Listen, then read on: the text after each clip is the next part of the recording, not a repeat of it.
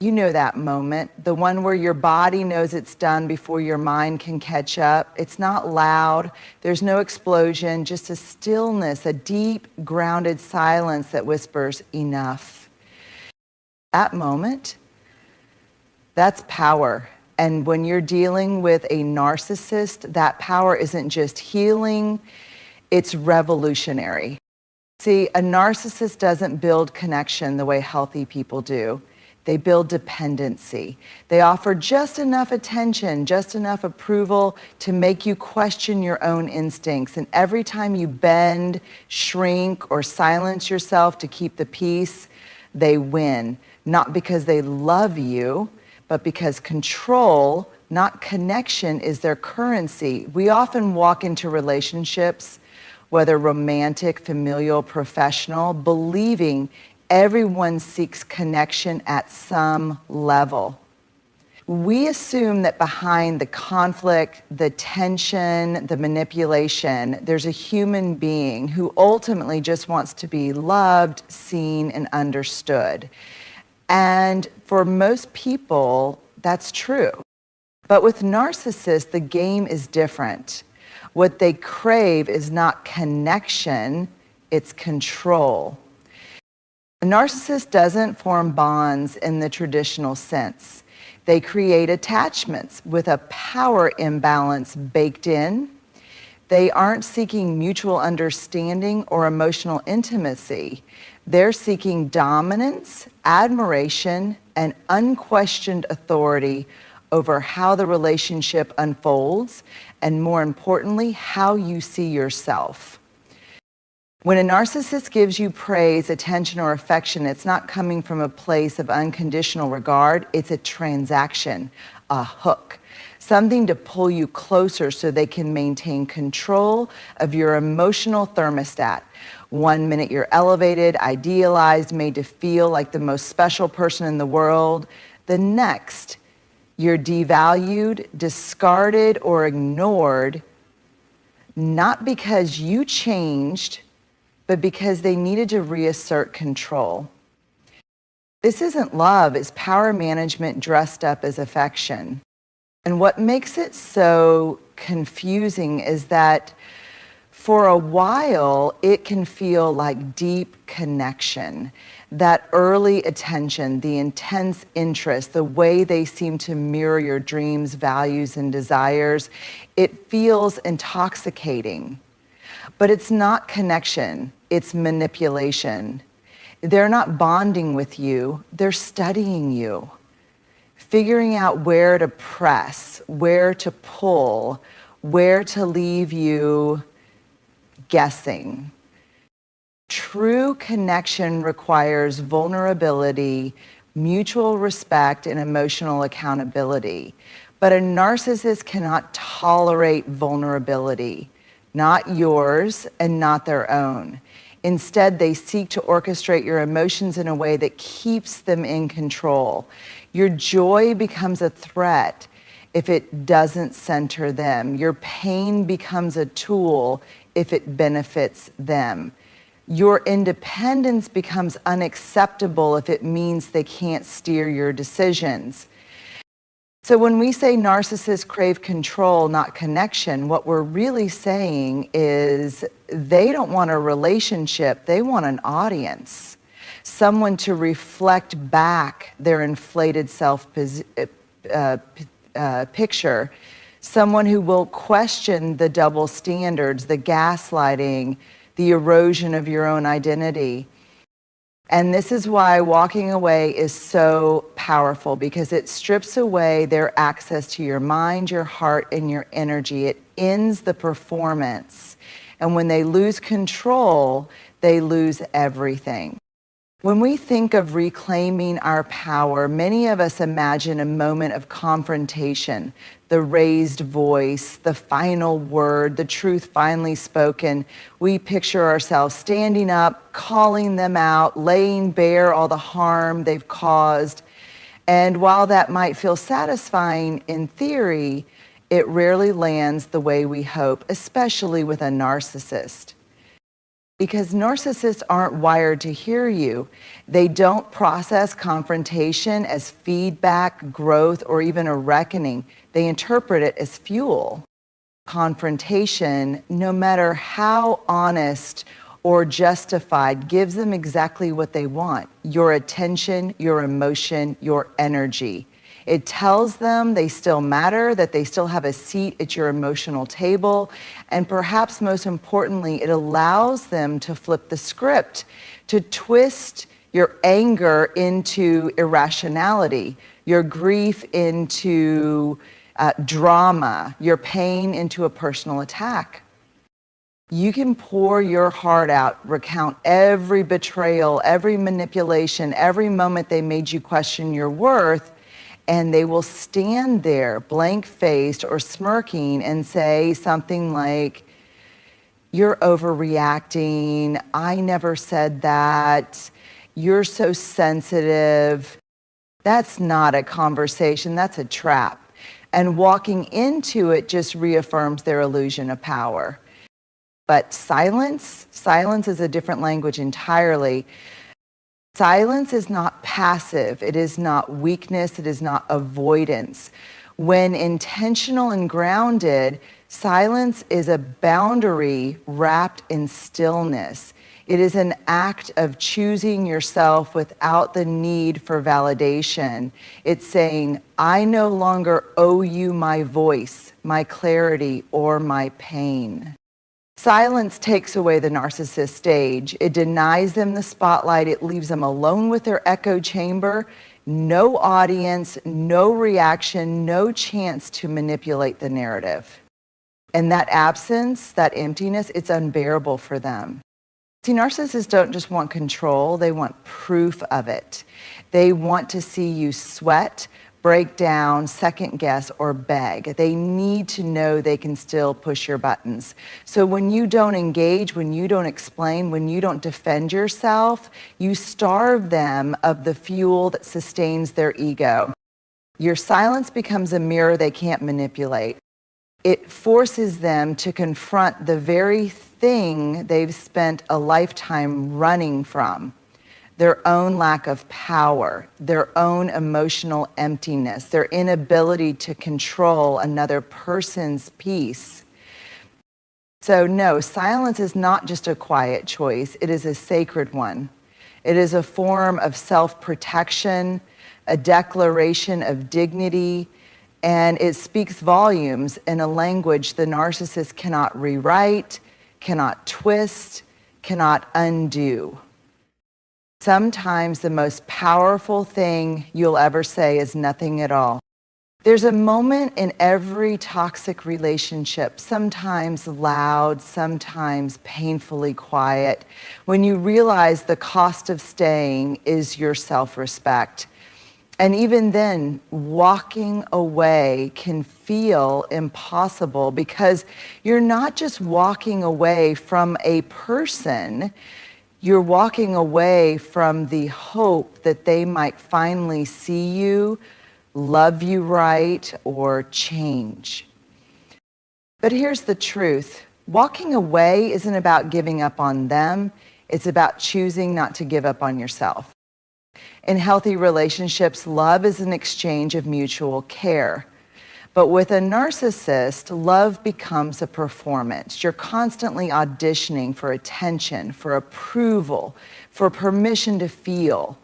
And over time, the emotional gymnastics you perform to keep the peace start to rewrite your story.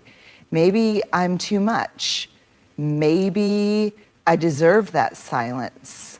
Maybe if I explain it better, they'll finally understand. This is how self-worth erodes, not in a single moment, but slowly in the 1,000 small ways you abandon yourself to be acceptable to someone else. Walking away is the reversal of that abandonment. It is a homecoming. When you walk away, you are telling the world, and more importantly yourself, I am no longer available to people who cannot love me without conditions. I will not keep handing my soul to someone who treats it like it's disposable.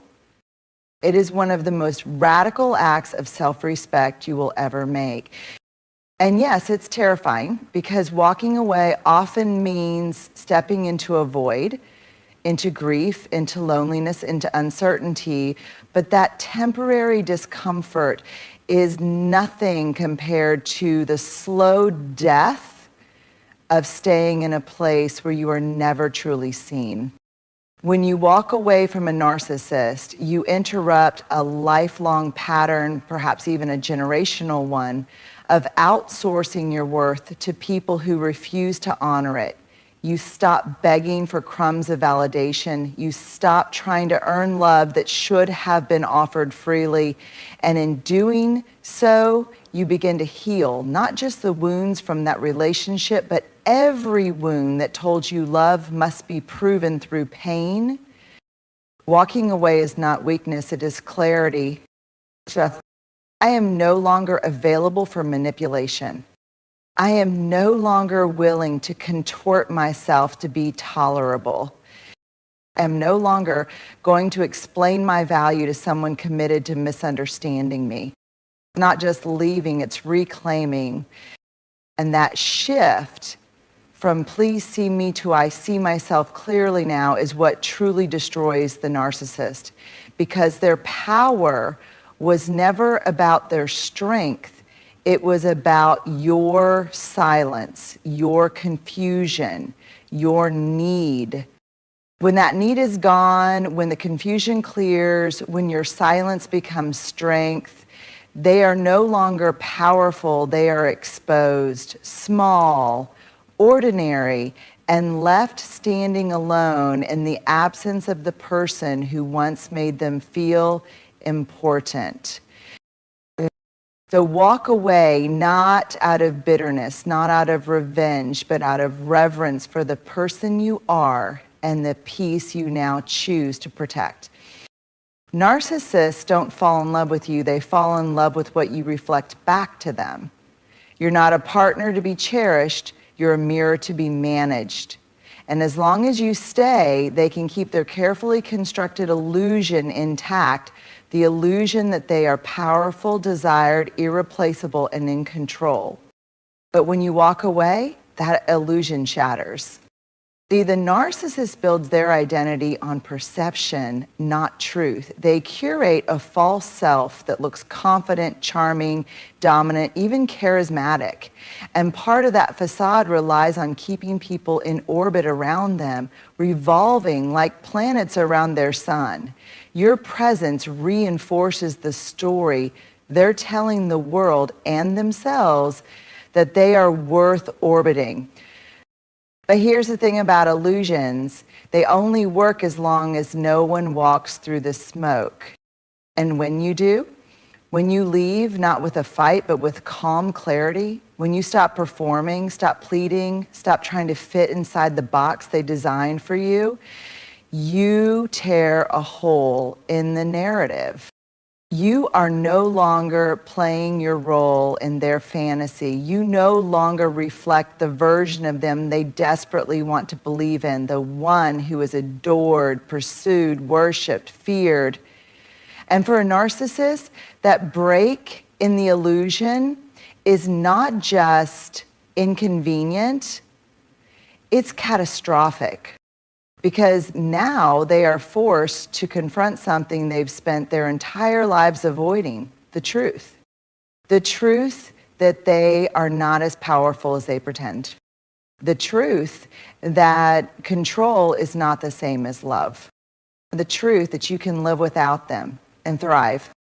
The truth that people who truly know them will eventually leave.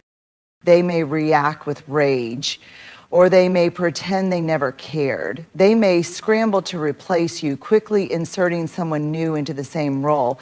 But none of that is strength, it's panic. It's the frantic effort to patch a hole in a story that no longer holds. Because when you leave, you don't just exit their life, you challenge their entire framework for reality. You become the undeniable proof that their charm isn't endless, their grip isn't unbreakable, and their version of the truth is not the only one. That's the part they cannot tolerate, not the loss of you, but the loss of control over the narrative. And deep down, they know it. They know that someone walking away without screaming, without begging, without needing closure, just walking away and choosing peace is the most undeniable evidence that their power was always an illusion. You weren't weak, you were generous. You weren't naive, you were hopeful. And now you're awake. And once the illusion is ruptured, it can't be remade. That's what your leaving does. Not just damage, disruption, not just heartbreak, exposure, not just silence, clarity. You become the mirror they can't control, and in that reflection, they see what they fear the most, themselves unmasked and alone.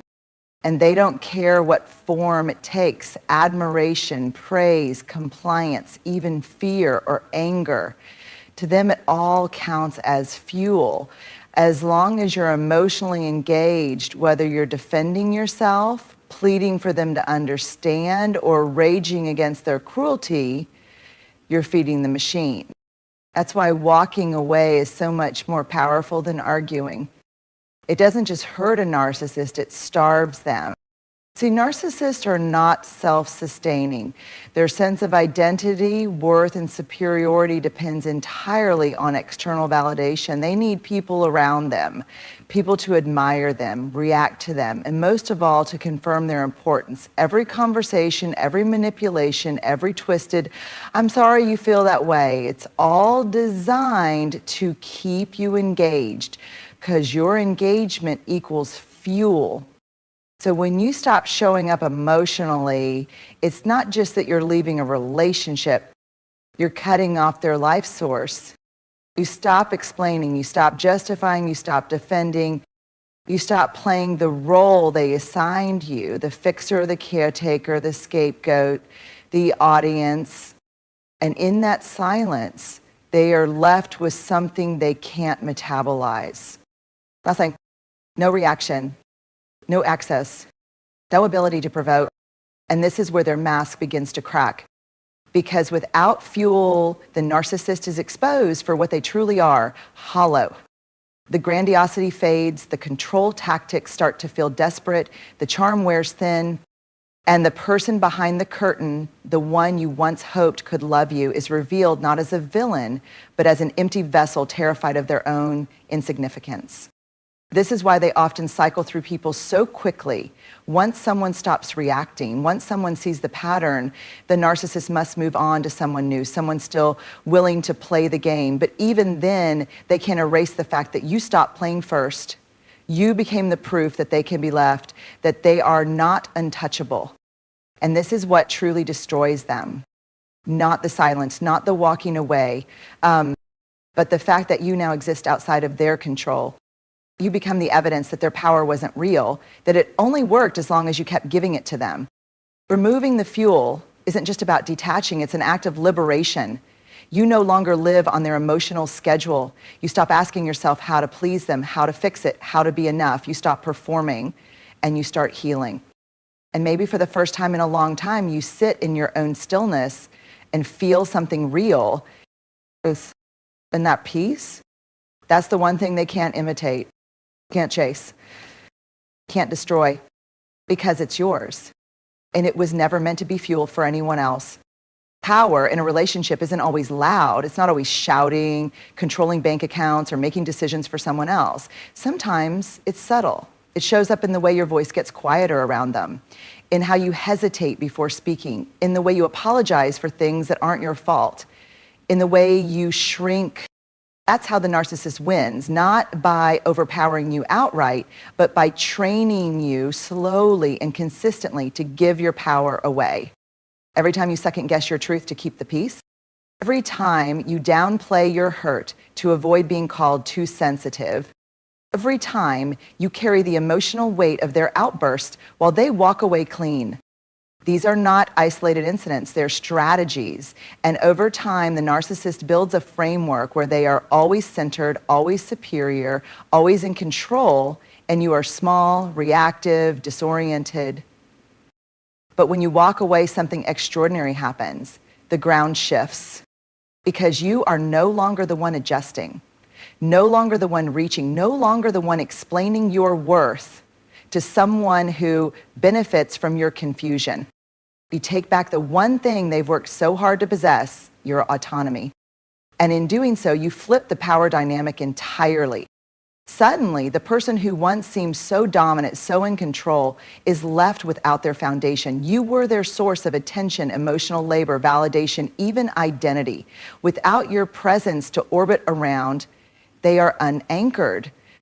And while they may scramble, trying to hoover you back in with apologies, false promises, or manipulation, it's too late. Because once you've tasted freedom, once you've stepped outside the emotional fog and remembered who you are, you don't walk back into that cage. Not out of spite, but out of clarity. You begin to understand that their power never came from strength. It came from your willingness to defer, to explain, to fix. And now that willingness is gone. You stop asking, how do I make this work? And you start asking, why was I working so hard to begin with? You stop reacting to their chaos. And you start responding to your own needs. And that is power. Not dominance, not revenge, not control, but sovereignty, self-trust, emotional freedom. And the narcissist, they can't access any of it. That shift, that invisible but seismic turning point is what breaks them. Not because you hurt them, but because you stopped needing them. You stopped buying the lie that your value was tied to their approval. And in the quiet strength of your departure, a new power is born. One that isn't based on fear or manipulation, but on truth, choice, and self-respect. You rise not above them, but beyond them. And that's a power dynamic they can never recreate because it's one they never controlled to begin with. It's the moment you stop chasing closure from someone who profits from your confusion. It's the quiet reclaiming of a voice that has been silenced, distorted, and doubted for far too long. It's a sacred act of saying, I will no longer negotiate with someone who does not see my humanity. And make no mistake, walking away will shake them. It will rupture their illusion of control. It will silence the chaos they used to orchestrate. It will expose the emptiness behind their ego. It will remind them in a way no confrontation ever could that their power over you was borrowed, not earned. But more importantly than what it does to them is what it does for you. It shifts the narrative. It recenters your worth. It teaches your nervous system that peace is not only possible, it's your new baseline. It opens the door to a life no longer dictated by emotional survival, but by conscious, courageous choice. Because you were never too much. You were never the problem. You were simply asking to be loved in a place where love was only used as leverage. And now, you're done performing. You're done explaining. You're done waiting for someone to become who they promised they were. You're walking away not because you don't care, but because you finally do. You care about your boundaries. You care about your mental clarity. You care about your peace. And most of all, you care about yourself deeply, fiercely, and without apology. That's what truly destroys the narcissist. Not the loss of you, but the rise of you. In that rise, it's only just beginning.